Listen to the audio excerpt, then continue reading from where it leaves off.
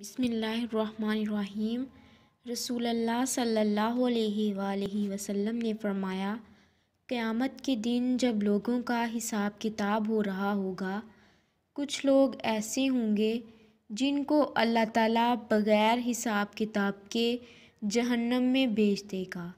صحابہ کرام نے عرض کیا، یا رسول اللہ صلی اللہ علیہ وآلہ وسلم، وہ کون لوگ ہیں؟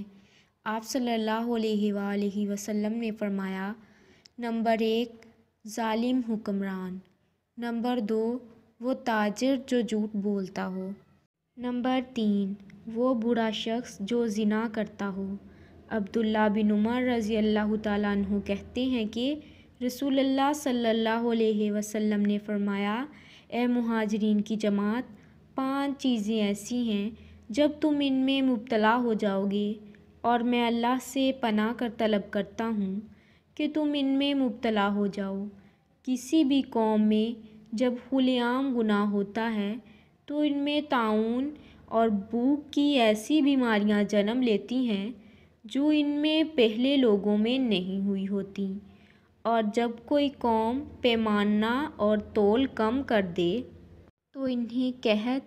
سخت مشقت اور ظالم بادشاہ کا سامنا کرنا پڑتا ہے، اور جب کوئی قوم اپنے مال کی زکوٰۃ روک دیتی ہے تو آسمان سے بارش رک جاتی ہے، اگر جانور نہ ہوں تو انہیں پانی کا ایک قطرہ نہ ملے، اور جب کوئی قوم اللہ اور اس کے رسول کا عہد توڑتی ہے تو اللہ ان پر ان کے علاوہ کوئی دوسرا دشمن مسلط کر دیتا ہے، تو وہ ان کے ہاتھوں میں جو کچھ ہوتا ہے ان سے سب کچھ چھین لیتے ہیں۔ اور جب کسی قوم کے حکمران اللہ کی کتاب کے مطابق فیصلے نہیں کرتے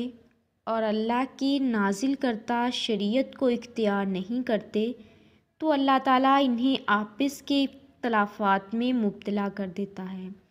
آپ سے گزارش ہے کہ مزید اچھی ویڈیوز کے لیے ہمارے چینل کو سبسکرائب کر دیں۔